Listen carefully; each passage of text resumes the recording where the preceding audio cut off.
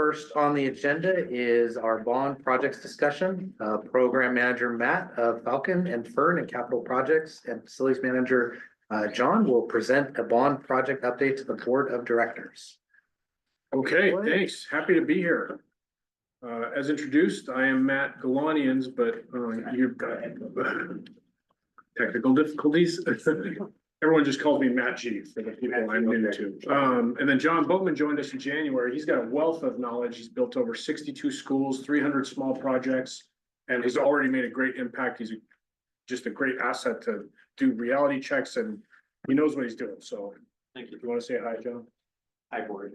Happy to be here. I'm very happy to be here. That's right. So we're gonna talk about the projects. We're gonna talk about the architects, which is sort of the first step. Talk about the schedule, about the bond oversight committee, which is new, a new thing we're doing, the status of projects, and then I was gonna talk a little bit about communications. Okay, so overview. These are all of the projects that were identified on the bond that our voters, thank you voters, approved. And that's the expansion of Bonnie Lake High School, including fields, the continuation and completion of the Sumner High School master plan, a new middle school in Tahale. Liberty Ridge and Crestwood, their sister schools are they're almost identical in terms of design. They were designed with the same footprint. They're gonna get a facelift. Donald Eisman is gonna get viewing improvements and fields. Daffodil Valley is going to get field improvements. And there's just going to be a host of energy improvements to help comply with the energy codes in the state, basically. And Holly Heights. And to Holly Heights, thank you. Oh, I missed that. Okay. So architects are really the first step of the process. We put out a request. We received 14 applications. It was pretty competitive. We narrowed it down to 5. And then we formed a committee, interviewed the 5, selected 3. Now that once you select them, there's a 2-step process. First, you issue them a purchase order to get them going on the educational specification projects phase, which is what we're in. And in the meantime, we're working on getting the actual architectural services that go from the beginning phase of design all the way through the end of the project going. Got draft contracts out to all of them, got comments back from one. So we're just going through that process of, they got to check with their insurance and get with their sub consultants. And it's a lot of details you don't need to know. That's what we're doing right now. It's a little small to see, but it's an important slide. So this is the schedule we're working towards for all of the bond projects. So I'm going to take you through each one if that's okay, because there's going to be a lot of this seems to be what everyone's asking about. So let's just talk about it. So they're all the top 3 projects are starting now in the green, which is the design phase 24-25. Bonnie Lake High School Classroom Edition is going to start construction fall of 26 and finish in the fall of 28 at the latest. Sumner High School Phase 2 West Building, pretty much the same schedule. I have it showing finishing a little later on this, just to hedge my bets, because there's a lot of unknowns with permitting. It's a more complex project. And so, but similar time frame, starting in the fall of 26, finishing in the fall of 28. The new middle school in Tahale also will want to break ground in the fall of 26, maybe a little later, maybe a little sooner. And I have that scheduled to finish sort of in an awkward time, which is the end of the year 28. So not the school year, but calendar year 28. That's just where it's landing in our planning right now. I would love to deliver that to the district the fall of 28, but that's a little early. There's a lot of factors that play into it. So the chances are low, but that's sort of my internal target. Fall of 29 is what I would recommend we as a district broadcast as our target opening date. But there's a lot that needs to happen. The developer needs to build their road and bring all the infrastructure to the school. We need to get obviously permits, their architectural review board in Tahale. The district has to do a lot of internal coordination before we can even be ready to open a new school. There's just a lot that goes into it. That's the general timeline of the 3 big projects in the bond. In the meantime, we're kicking off soon the next few projects, which are the Liberty Ridge and Crestwood improvements to Holly Heights Elementary. expansion, the Donald Eisman queuing and parking and Daffodil Fields. That, the last two I said, the two that involve fields, really, Eisman and Donald, Daffodil Valley. The timing for that's kind of important because you want to get out to bid like in the end of the winter at the latest, because you want to get on the schedule, because all these turf companies, they get super busy in the summer. So you got to sort of like lock them in January, February, March. Otherwise you lose them until the next year. So that's internally, that's the schedule we're working towards. And then, you know, the last big project is the master plan build out. We'll get into the details of all this, but that one's starting sort of in 28 in design, with construction starting maybe in 29, maybe in 30. The reason that's, we could do it all now, right? But we promised the voters that we would keep their tax rate steady. In order to do that, we need to issue bond sales at a certain pace. And you can see at the top of the screen that the bond sales schedule. And so I can't really go, I could go faster than that, but we can't because of promises we've made and promises we're going to keep. So that's why the rest of the summer build out is pushed out a little bit later. And then sort of in the meantime, that teal bar at the bottom represents the energy efficiency improvements, which, you know, involves LED lighting and other controls, upgrades. And that's just sort of going to happen school by school over this time period till it's done. Any questions on the schedule?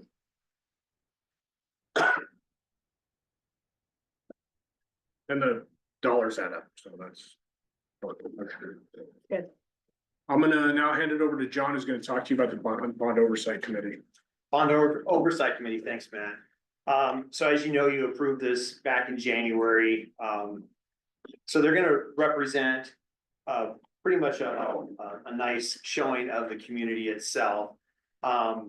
They've done their applications and they've been notified of the persons that are going to be on there. There was quite a few applications, but not everybody can be on the committee. There's 12, I believe. And they do represent a lot of different backgrounds as well. I wrote them down.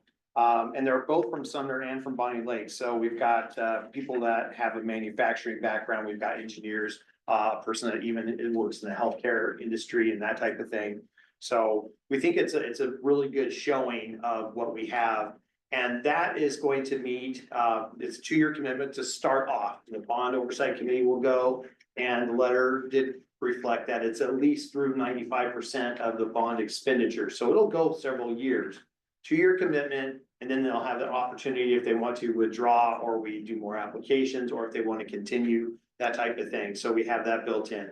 Penny Mabey is going to come in and moderate this first set of meetings. So we have a meeting in March, and then in June and September. And then because of the holidays, we're going to skip over December and go straight to January with the next meeting, because I don't know if I'd show up at the 28th of December for a meeting. So, and then if you have any questions on any of the things, we can talk about that at the end. So. But this is good. It's a great step for transparency. We as a team are looking forward to the oversight, to be honest. Like we want to do a good job so that committee is actually our cheerleaders and our voice out in the community, because we're doing such a good job. So that's the goal. Okay. Now this says priority projects. It's a bit of a misnomer. They're just the first 3 we're doing because they are the most complex, other than the summer high school build out. And they have the longest runway to take off. So we had to start them like right now to make our timelines. And those are the Bonney Lake High School expansion, Sumner High School phase 2, and the new middle school in Tahali. So the Bonney Lake High School expansion, we're going to add 10 to 12 classrooms. We're going to give the school a new prominent entrance. Now this building that was developed is conceptual. It may be rotated this way. It might be turned another way, but the end goal is to solve their capacity issues and give a prominent entrance to the school, so you know where the front is, which is like an old thing at Bonney Lake High School. If you know, you know, right? There's a back front and a front. That's kind of silly. At the same time, we're gonna turf the fields. That the field's sort of in the top of the screen in the top right, and then also the baseball field. And we're anticipating some traffic impacts that we're gonna have to mitigate. So we're in parallel building the intersection out probably gonna be a traffic circle. That seems to be the only thing that's working from a traffic engineer point of view. We've looked at everything from just improving the road all the way to 104th. That would be a nightmare. We've looked at adding turn lanes and changing the signalization, but none of it works as well as a 2-ring traffic circle. So we're meeting with the city of Bonnie Lake later this month to go through this, and we've already met with the county. They don't really care, so that's great. We're doing the educational specifications committee right now, which is the group that basically says, okay, what is going to go into this new building? It's a great group. There's 30 people, ton of energy, lots of passion, lots of teachers as well as students. ROTC, like it's a very wide spectrum of participants. And our architect is BCRA, very impressed with them. They're doing a great job, and the meetings are actually kind of fun. So we're probably about halfway through that process. Sumner High School master plan. So we're starting with the west building, which looks kind of like the phase 1 building. It's just closer to Wood Avenue. That is going to be Huddable Aremus is the name of the architecture firm. One of their team members was instrumental in the phase 1 design, Andy Cottrell. And when BLRB dissolved, unfortunately, he is now working for Huddable Aremus. So it's nice because we get that continuation of institutional knowledge into the new project, didn't just lose out on it. And then we'll start the design of the rest of the school build out, probably around the time that we're wrapping the phase 2 up. You know, Matt, I saw one of the students, who's on the ed spec committee. Yeah. She's so excited to be on the committee. Oh, So yeah. I don't know. Which school was Bonnie Lake? Sumner High School. Oh, okay. Yeah, she's super Oh, excited. yeah, she's also, I think, RTC. Mhm. But it's true, both of the students on both of the high schools are RTC, JRTC. Good leadership opportunity. I was RTC, so. So there you see the gold is the phase 1. To the left is the phase 2 west building. It includes an animal science structure and a greenhouse, a large expansion of the Wood Avenue parking lot. Yeah, and then we'll get to once we finish phase 2, most of the general educational functions are going to be housed in phase 1 and phase 2. I think, except for literally a handful of classrooms, everything's going to be in those 2 buildings. And then the future phases, which is the east building, that's really going to be your arts, music, sports, the gyms, the weight rooms, the locker rooms, the administration, council, everything else is going in the pool, obviously.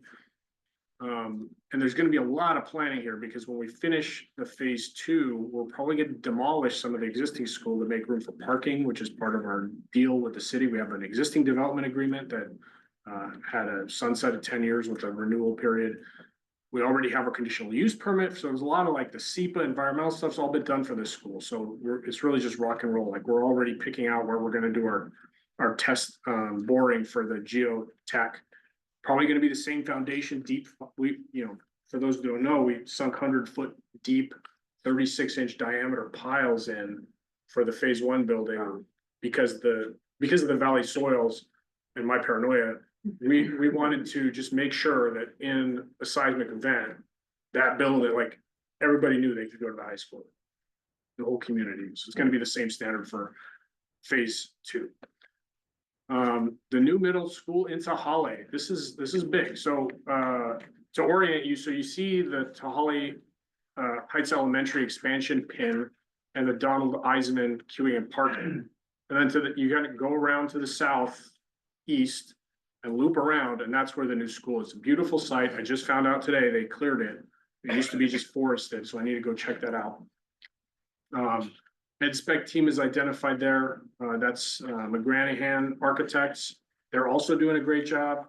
And we've already started the ed spec meetings for that. That one's super interesting because unlike the other 2 projects we discussed, where they're just trying to figure out what programs are going to go into the expansion or the new building, with Tahale Middle School, which I talked to you a little bit about, Aaron. It's like, what is our personality? What's the culture going to be? What does our student look like? It's pretty cool to start with a blank slate on such a big school. It's the 900 student school. No question. Yes. The requirements from the county about replacement trees, what's their requirement for that, taking out that many and? in Bonnie Lake, they had home to put in, you have to put. Correct. So many back ends, that's one of what. That's a good question. And a thoughtful question. So the developer, so we are purchasing the land from Tahale, the developer. That's not their technical name, but let's just call them Tahale, the developer. They have done a 2 or 3 decade long master plan that covers the entire, more than what's on this screen. Actually, yeah, basically what's on this screen. This is all the development, huge development. It includes stormwater facilities, sewer treatment plants, like it's a whole thing. So the short answer to your question is, it's not our problem because the developer's taking care of that. Part of our purchase and sale agreement with them is for them to deliver a pad-ready lot to our grading specifications with utilities and road ready to go. Which is really nice. Yeah. We don't have to develop it. And all new, you know, that with the Sumner High School, just doing the sewer retrofit work that the city required was a nightmare in Main Street. It's so shallow because we're in the valley, right? The sewer is running so shallow and so flat, like there was no room for error. So this is gonna be far more pleasant.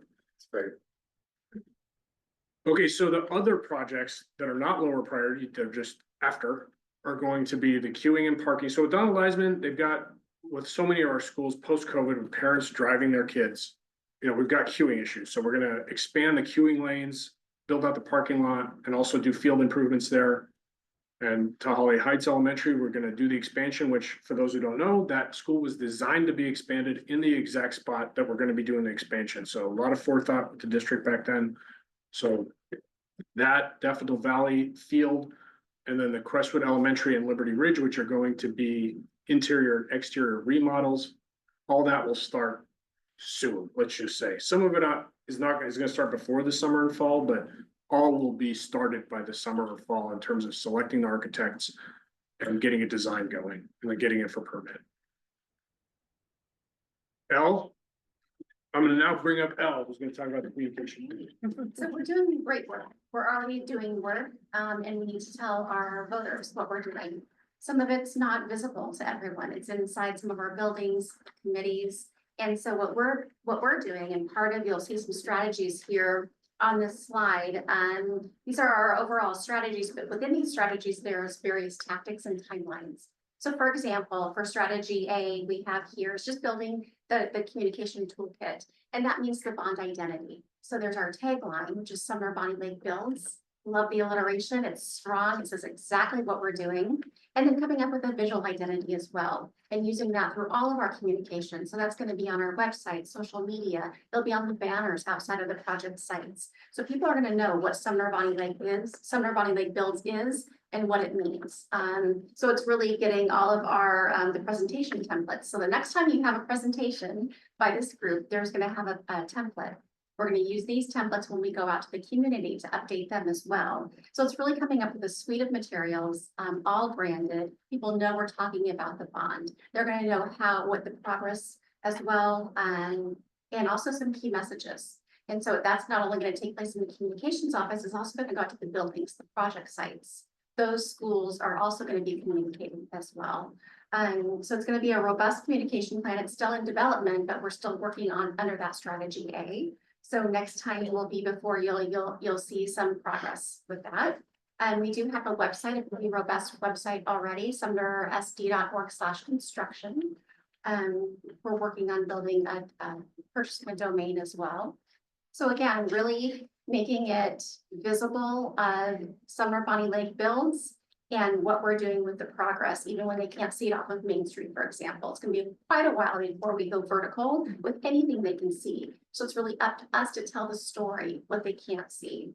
So one way we're doing that, you know, Scoop 320, this is a preview of the next issue coming out the first week in April. This is going to be redesigned, but the bond is going to be here. And we have the orange color, the construction orange, that is going to be playing off of what we have in our facts and information campaign. So again, already starting with the brand there. And then building out the website, the timelines are important. Everyone does absolutely want to know when is it going to be, when's it starting, when's it going to be finished.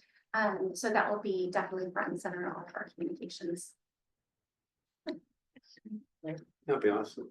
Elda's a great, honestly, I didn't, this is off topic, but I needed to fill out a cultural resource application for Sumner High School. And I was able to go all the way back to the task force material, like through time, and find the slide that I was looking for that had the dates of each section of the school, like.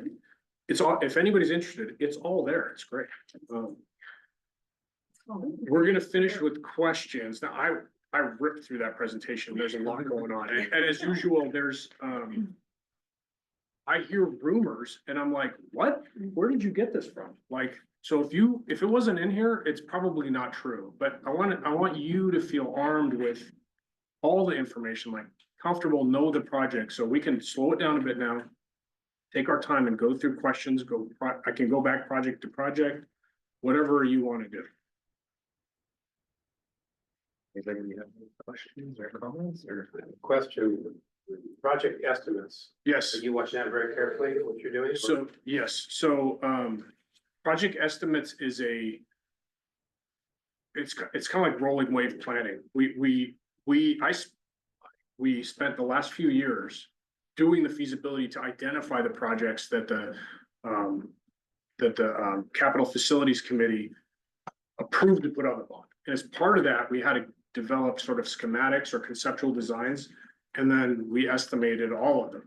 So we have our estimates and they're escalated with inflation through to the midpoint of the bond. So that's that's what came up to the 732 million. Obviously, my personal goal is to beat every one of those. John too, all of us. By the way, Marina would love to be here. She's so sad she's not here because she's stuck in Kona, Hawaii, but normally she's here. But I digress. So as we develop each one, usually we contract with the architects, but we also have an independent estimator who we'll use to back check the architect's estimates. But when you develop a school project, you write what's known as a maximum allowable construction cost, the MAC for short.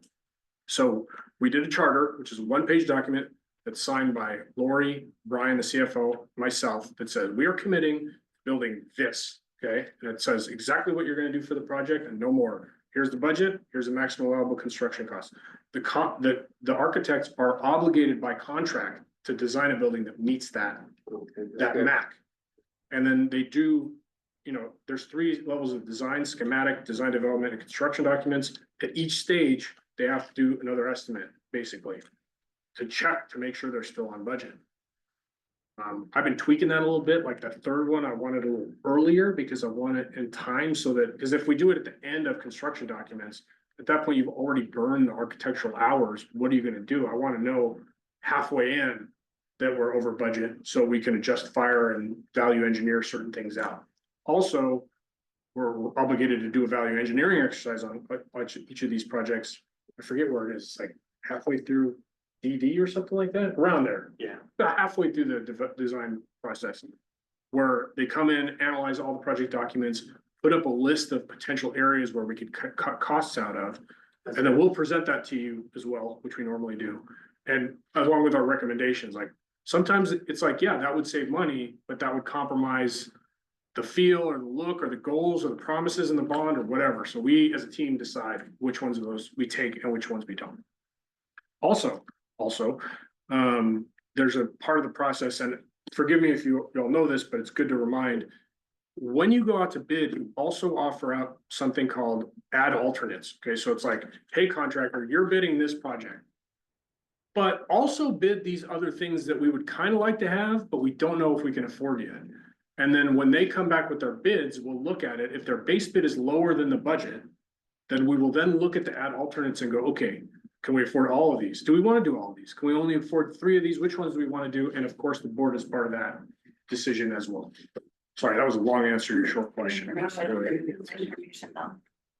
On the budget front, is there big concerns about increasing costs for tariffs It's, that are here or not here? I mean, yeah, it's I can like, take this one if you want. you go ahead. Okay, so yes, but at the same time, no. So while tariffs are having a little bit of a ripple effect through the different industries and the different materials and things that support those industries and the building components that they rely to, We're seeing also a little bit of a drop in petroleum, so the price of oil right now is a little bit down, so all those petroleum-based products are actually looking pretty good. And they're not being assessed the same kinds of tariffs. So yes, but at the same time, no. And I think that when everything gets done and the economists are kind of looking at what's happening, because we do keep our tabs on what's happening with different things. So I could have told you like a year ago, switchgear, you couldn't get it for 15 months. Well, Yeah. now it's getting down to like 10 months, so great.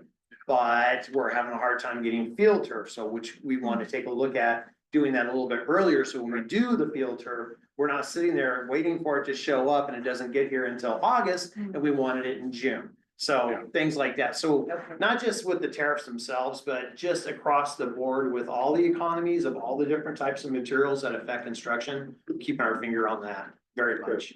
He's so good. So glad you're good. Also, you know, like CPI index was by 4-year low this morning, you know, and we also, there's 2 years before we actually put any.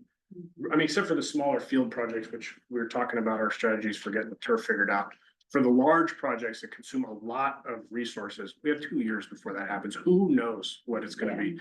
That's why we escalated the inflation to halfway through the bond to account for some of that.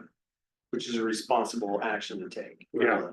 And I discussed it with Brian today, and he was big on some of it, but you're. Yeah. You know, good overview. yeah, I mean, you know, you can't know what you can't know, but. And then ultimately, look, if something catastrophic happens economic globally, like people will understand, hey, maybe we need to make some adjustments, but right now I'm not worried. Well, and I think that's where the good, open communication plan, so people are following along and understand. Mhm. Yeah. We're gonna take a look at, state assistance construction program from OSBI. Take a look at how we qualify for that. Have had some conversations, Marina and I, and we need to bring you into those too. About other types of grant programs that are out there, ones that I didn't even know about until last week. I'm like, oh, okay, there could be some more monies that we can go after. And what that does is it stretches the dollars, the classroom side of things a little bit more. So we're definitely going to dive into every opportunity that we can for the district, for the community, so. That's right, and the bond dollars, 732 excludes any state match, so. You know, we kind of have an idea of what it might be, but until it happens, it's not real, and you don't get those dollars until after you've spent the dollars on that project. So we can't like count on it for the projects we do want to have, that we have planned, but if the economy doesn't have a problem and the inflation doesn't chew up that margin, that might result in some money at the end that, we can talk about how best to use in the district. You think federal funds are concerned about? No, we don't, it's all state. I mean, there might be some grants, some energy grant type Yeah, things, but we've most not of the had a state. lot of luck with the federal energy grants. The last one, sorry, for another district that I did, the packet was honestly like a quarter of an inch. I was like, I don't have the resources to do this, and so like, the federal stuff is more difficult. The local stuff is, it's much easier for us to go after those. The PSE grants, like they want to give them, they've been very helpful, with our energy efficiency stuff. That's where they're gonna be looking at that, yeah. I feel like this district is very good at grants. They do That's- a good job going out and. Marina, grants. yeah, Yeah. Marina's amazing at it, and Joe is too, so we've got 2 now great minds at that. You don't have to include it, Bill. Those conversations are so boring, but necessary. What else?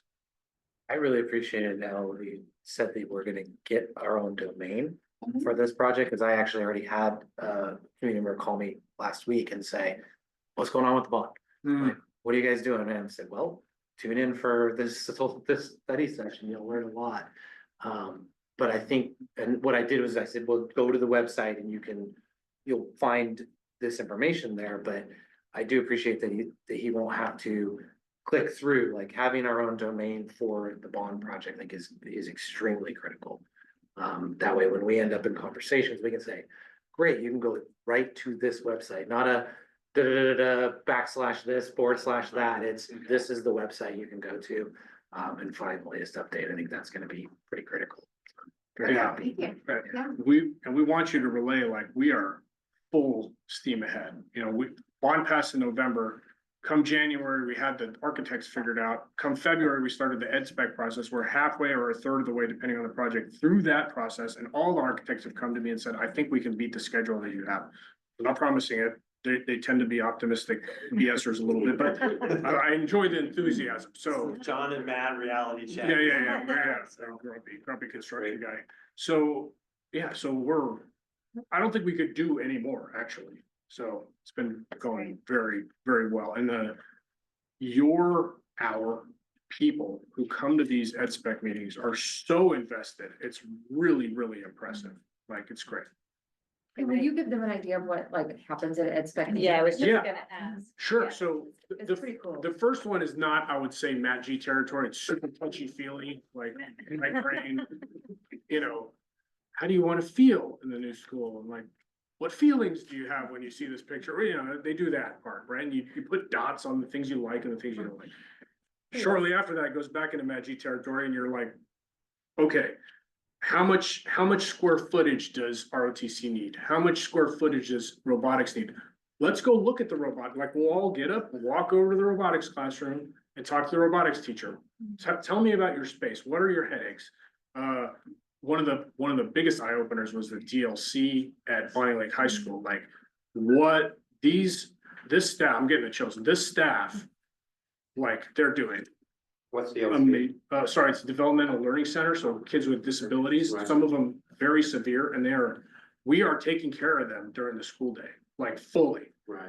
And yeah, I mean, it inspired me to make sure they have a great home in the addition, you know, Lori's on board with that, so. You guys visit like other school districts or schools and school districts? I did it once for like Yeah. I think the Sumner Middle School rebuild and we went on like a field trip. Went to Yeah. other school districts. We have one planned. We're not sure if we're gonna need to have it. but Right. We do have one planned. It sort of depends on the For the middle project. So for the middle school, we have one plan to go see a comparable tall, new middle school that was built on a relatively clear site, which is a nice, you know, analogy for Hartaholi middle school.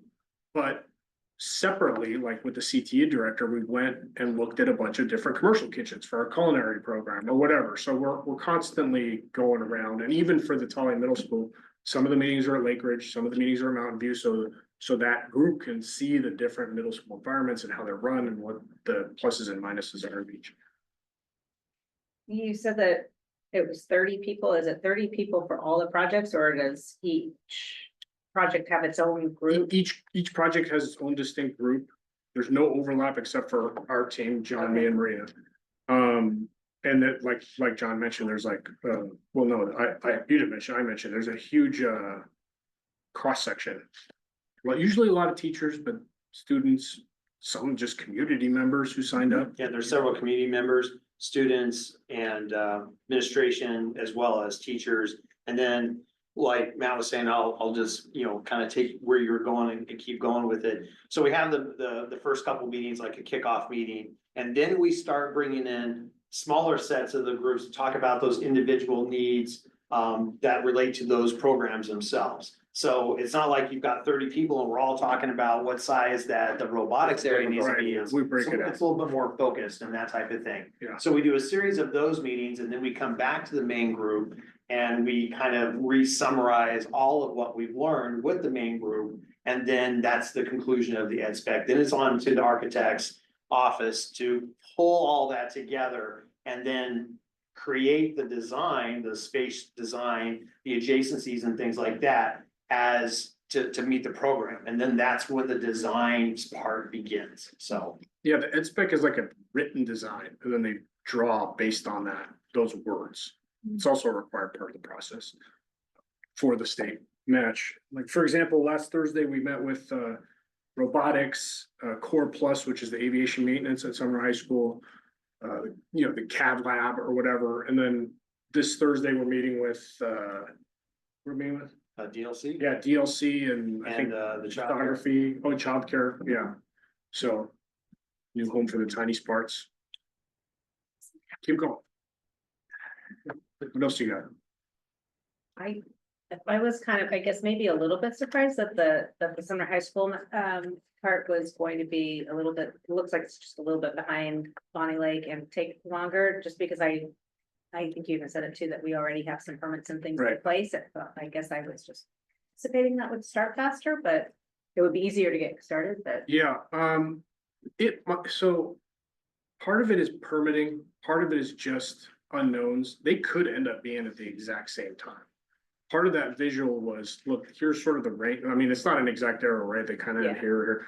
That's the range of when it's gonna Hold you happen. to that. It might finish first, it might finish first. And then also on the ed spec component of Sumner High School, so we're taking the time to also take a look at the programs that'll be affected in the next phase. I can't necessarily plan 100% of the programs for a new independent building that's gonna be connected to the existing building without knowing what is gonna be left that we'll have to work through, that'll be in the next phase. Right. So it's really a little bit more comprehensive Yeah. for the Yes. ed spec process. We're not going to go back and do like a new ed spec for phase 3. Okay. It's going to be established, and what we get to do is we get to start moving, after the building's being built, move directly into design on the next phase. Also, with Bonnie Lake High School, when we finish, we're finished. They move into the new classroom, they start working. With Sumner High School, even if we finish the new building, they move in, we still then have to go demolish the old building, make it safe and turn it into a parking lot. So there's a few months there at the tail end that will automatically make it longer. Okay. Question. Oh, did you have anything? I'm always just so, when Matt talks, I just buy it. No, you guys laid it out so well, and I was trying to think of the questions I could ask, and I think we've covered all those, and I know. When I looked at Sumner High School, I also know the two places I've worked the longest, Renton and Sumner, both on valley floors. And both went through remodels, and I know that anytime you're working in pursuit with a valley floor, you just have to build in extra time because things happen. That's right. Yeah, there's more foundation time, for sure. So fun to watch those during the rain season, floors just kind of, Right. no matter what they do. Anytime the train rolls by, you feel it. Great update. And if there are any other questions that you have, we're happy to work with Dr. Dent's office to filter those back and Yes. forth and everything else, so. Do you have ideas on the, only because I walk up there each morning, on the Donald Eisman, the queuing, which God bless you for doing it. Yeah, What that might look like or what it's gonna entail? yeah, well, we have because there's already like a soupy kind of grassy area in the Walk front. through it every morning with Yeah, the dog. yeah, so that's gonna turn into asphalt, basically. Okay. That's the short version of the story, but we have a schematic design that we use to do the estimates.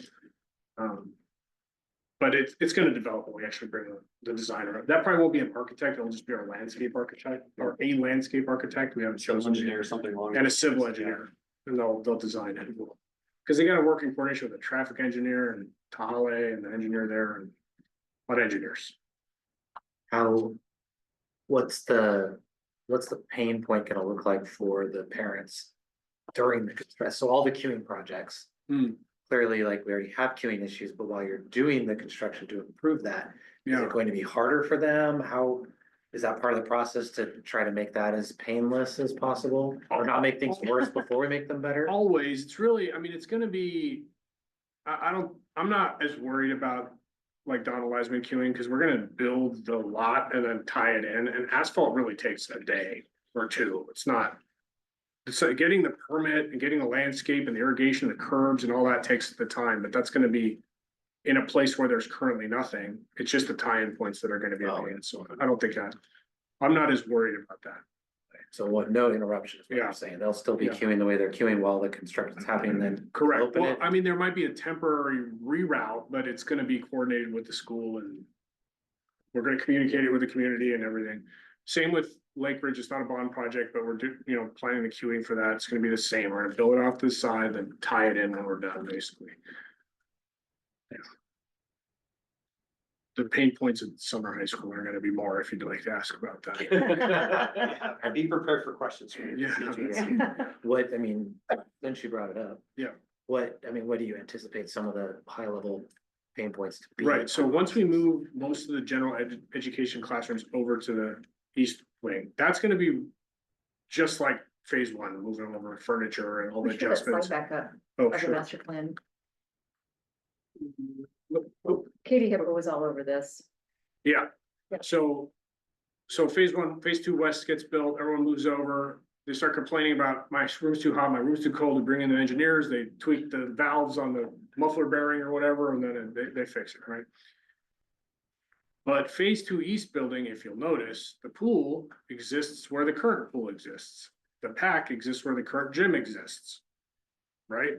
So those programs are gonna have to find temporary accommodations during construction, because we're not gonna build a temporary pool or a temporary gym. So there will be, not so much in this first round of projects. This one's sort of off in the field, it's not gonna affect anything. Bonnie Lake High School expansion is gonna be in the front, so there'll be some inconvenience, but there'll be a temporary safe walking path to get into the school, not a big deal. And, As well Oh, as meeting all of our requirements for egress and. Yeah, fire, evacuations and all those things, yeah. Dolly Middle, amazing, greenfield, there's nobody to affect.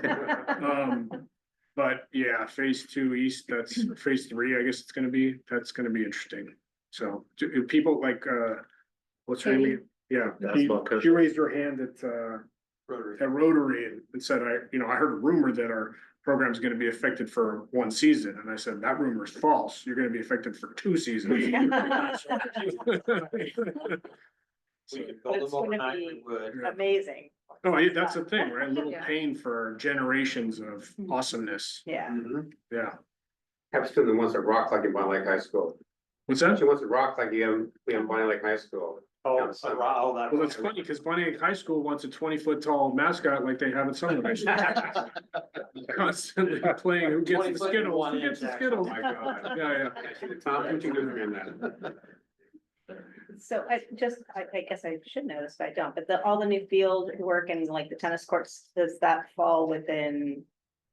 Which, that's gonna happen with phase three in the future, because the stormwater detention, and for those of you who've heard me speak, know that there's 2 things that limit development. Statewide, stormwater and parking. So in order to maintain the stormwater from all that roof footprint or detain it, that structure, whatever it is gonna go in that, underneath that field. okay, So that kind of has to get demolished, and the storm structure has to go in as we're building the phase three in order to have that water go somewhere. It'll be the last thing developed, like the turf will go on last, and the tennis courts and lighting will go on last. But we're working on potential temporary solutions for baseball and softball, so for fast pitch, sorry. So We'll have- baseball, fast pitch, tennis, not necessarily soccer, since they can use the existing football. field. Correct, yeah, So just Lacrosse. those 3. Across can use They can use the the football stadium. field. that's right, and Any track and track field, and- they can use the field, it's gonna be interesting, I mean, and it's not gonna happen in a vacuum, we're gonna be working with these program coaches and Jeff Baines, to figure it out, but it's gonna be tough, like, it's gonna be good, safe, but it's not gonna be easy. Yeah, you'll get probably the most pain point will be the families that have seniors during those seasons Correct, of closure to their yeah, well, facilities. they should start to. yeah. Think about closing out their sophomore year. In some ways, though, they're gonna come back when they're in college home and be telling the war stories to the youngins and get the nice new school, so there's 2 sides of that coin. And we've had to bus kids from practices and that in other sports, when we've had problems with the pool, or we've had problems with when the stadium was changed over to turf and that, so. It's not easy, but it's been done. It's just the nature of the site. It's a very tight site for the massive school that you have, so. It's like when you're cleaning out a closet or garage, sometimes you gotta make a mess before you put it all back together. Well, and we have options. Fast pitch, I know the coach pretty well. Where they're currently playing baseball, I'm sure we can, Laura's already probably working on agreements with the city for Bill Heath and stuff. So I mean, it's a block away. It's doable for those sports and lacrosse, like you said. We've Yeah. got, now stadium may be used till 3 or 4 in the morning, but Yeah, yeah, there's options. right, those programs will have the easiest hard time. It's the gym programs, choir, performing arts, band. Yeah. They are gonna have the toughest time, but we will work it out. I think that it'll be key to getting in front of those groups the soonest. So that they're not having to hunt that information, like we get in front of them as soon as possible to let them know. This is coming, Right. like, you know, we know you saw this information when you voted on it, but it may not have really solidified for you. Yeah. We're gonna need to solidify that for them and Sure. start talking to them That's about, so important. yeah. And just- realistic options, because they can get some pretty crazy ideas. Mhm. We had to live through when they had to do. Well, something. I would say involving them in the process would be, in which we do a great job of doing with all the different committees, but maybe there's gonna need to be a gym, pool, choir, performing arts, band committee of parents that wanna come in and be part, so at least when it gets painful for them, they will feel like they're part of Yeah. the process, and they can then also be advocates as well, so I think those committees are probably gonna need to be looked at. Yeah. And as soon as we can, so that they understand what's coming. Well, and that's how far down the road too. Oh. 5 years. So parents Four- now. 4 or probably 5 years. want- Right. Yeah. Yeah, it'll be a different group of people. But I mean, look at that site, we have to do all the sidewalks from that site, improve all the crosswalks at all the intersections, there's a lot going on there.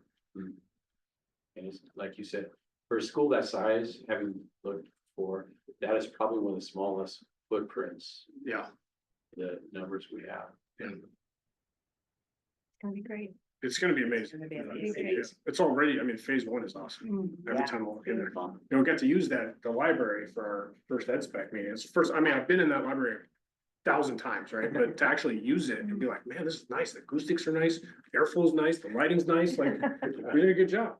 Worked out well. Yeah, Matt, I just appreciate that you care about our kids. Yeah. I've never had a program manager, he called me, he was like, Lori, these DLC teachers, they're incredible. I'm like, yeah, but I've never had a program manager care to that level that, I mean, he talks about the developmental learning center, never had that happen ever.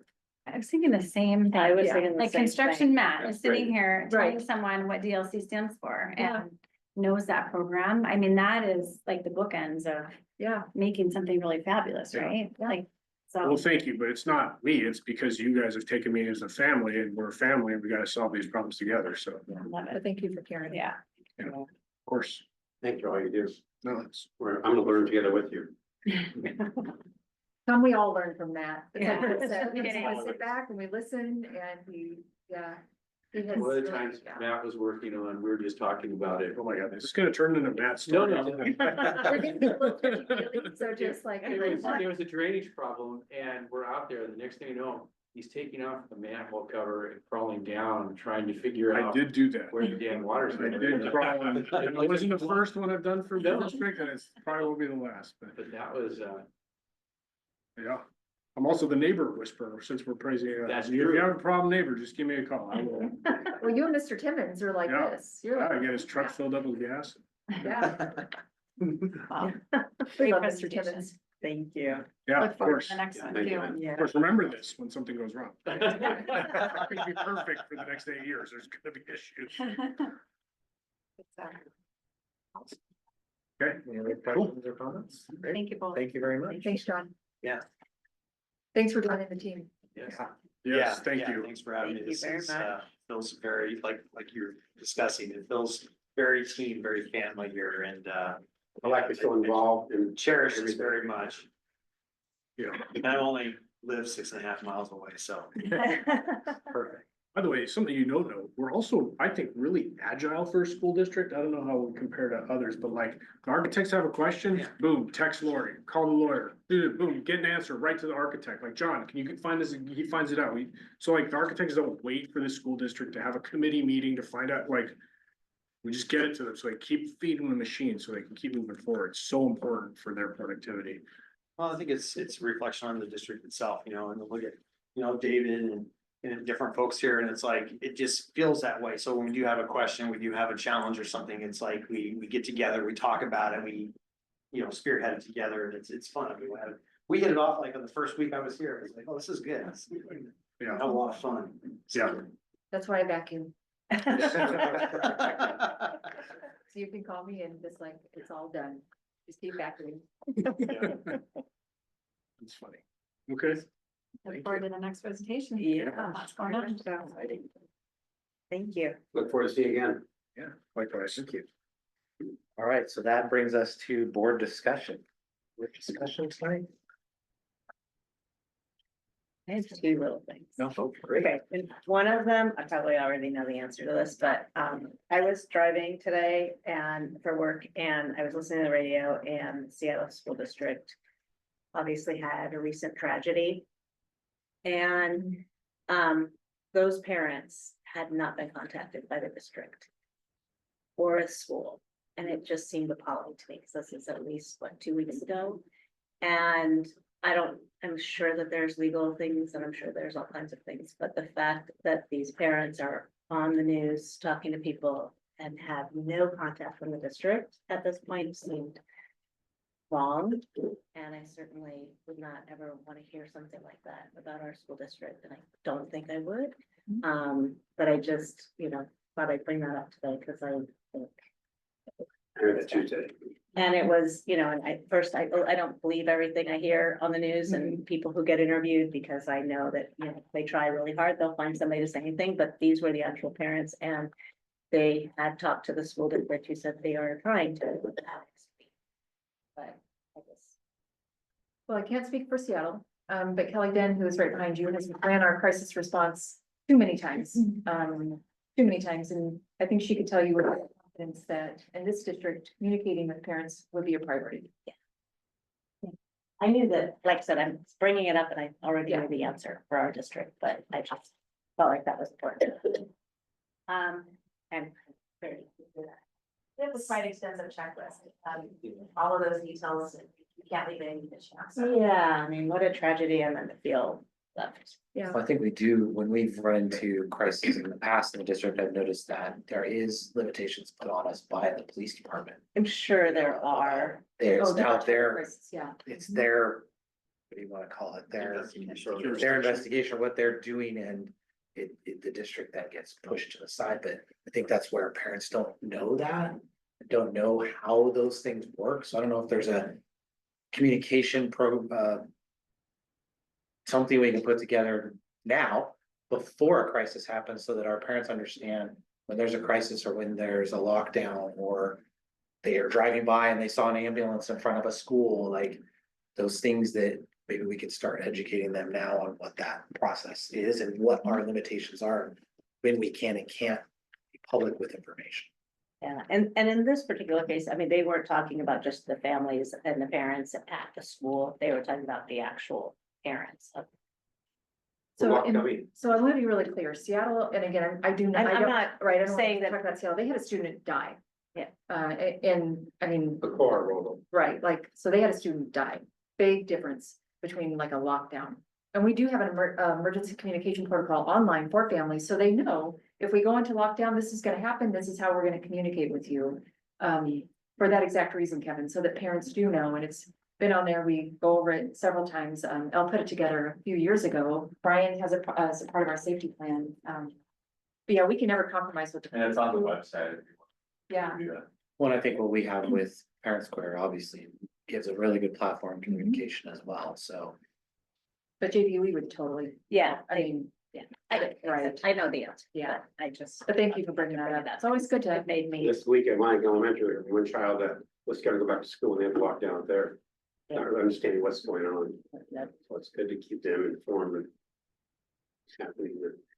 My other question or my other comment or maybe topic for discussion is and probably more on Brian, but with a lot of the changes with federal funding and that sort of thing. Come on up, Brian. Maybe just understanding a little bit like what is the potential impact to our school district? And should we be thinking about that or preparing for some of that in some ways? Brian and I talked about this a lot. Well, we should, however, we should keep in mind that 7% of our total funding is from the federal government. So 93% is not, it's from state and local money. We don't know what could happen to the federal, but we're pretty confident that the National School Lunch Program is not going to go away. And that's about half of that 7%. So we're left with the other half, which is Title I, II, III, IV, IX, IEDA money for special education. But those are so small in comparison to what the state and local property taxpayers pay for, but it still could be impactful on individual programs. But the big picture, not super impactful individual programs, potentially, and we're looking at that. Yeah, Brian, I thought in our district, we're like 3.9%, right? Federal, It's 7% overall federal from total revenues. okay, But when you're looking at educational programs, it's probably closer to 3%, because such a large percent of it is the National School Lunch Program, right. which is, oh, you meant $1 million, right? Yeah, Yes, $1 million, right? I was thinking percentages, yes. Yeah, no, and realize our total expenditures are gonna approach 200 million. So, round off to 4 million for. I think we're gonna start to hear about districts around us that are probably have a little more percentage of federal funding than we Yes, do. Are gonna start seeing some impacts, and I think people are gonna become concerned because they don't know what the percentage in Auburn is Right. versus our percentage versus other districts. They're gonna start hearing about it on the news. You will, and realize like the Title I money is tied to kind of your less fortunate families, your, economically disadvantaged is the term commonly used in schools. And as you have a higher percentage of those types of students, well, then you'll have a higher percentage of federal money. Because federal money is meant to be, for the most part, a supplement onto the state and local programs. So it's meant to be additional services that you can provide because you have some disadvantaged students. And so if you have a lower percentage of that, you have less of that money. I'm assuming we don't have a lot of that, but then there's also like impact aid, right? So like if you have, if a school district that's right next to, let's say, A military base. military base, that you're not Yes. getting any kind of tax basis off of. Property taxes because of that. So we do have districts, And Neither- I would assume we are not. we do not. We don't rely on that money. Yes. well, it's interesting, OSBI released a heat map yesterday. Yeah. You saw it. Did anybody else? I see did it? not. It's really interesting. You can click on and see which districts like Clover Park. Clover Park is a 12%, big 14%. Receiver of impact Yeah, aid. that's a lot. It looks great when you look at us, because I think they have us popped up at 3.7, so we look awesome compared to all the Yeah. surrounding districts. I was clicking on everyone. I know, I was too. I was just like, how are they? What are they? Yeah. I would compare. Yeah. Well, I guess the one thing I would just say is if we start to feel like there's program, the programs that might be impacted, that we try to think about that, I guess, as early as possible, how we might be able to. And like Lori said, we started to discuss I know. that Early. early. But the federal government says they're doing a 90-day review of everything. I don't know how many days are into it, probably 20 days or so, and I guess more to come. Yeah. People at the state level and Lori and all the superintendents are looking at that. Really the nationwide level, I guess. Thank you. That was kind of my question, just was to get a better sense of how it's gonna impact us if it does. So, It's not what today. We have real close about everything going on. It's very informative that way. So it's all coming from. Appreciate all that you did today. Thank you. thanks. Yeah, Brian. thanks for coming up to the table. Yeah, thank you, Brian. So people can hear you online I understand. because of that. You don't have to leave. Yeah, I can Stay. stay. That was all I had. Yeah, that's a good question to you. Thanks, Mike. Anybody else have any I topics? think, our visits we'll talk about. next Yeah. month. The Panthers are coming next week, just so you Yeah. know, so we can celebrate and recognize them, their accomplishments. Can't wait. They're a Special Olympics basketball team. Oh, cool. Bonnie Lake and Sumner's Panther. There's, Nice. Okay, yeah. I know. I get it. I did. Make It took that- me a second. No, I didn't get it. You're smarter than. there's state banners up from past Spanish Yeah. states, yeah. Pretty Brad and that coach. Yeah. Yep. Awesome. Well, if nobody has anything else, then we can be adjourned. Good.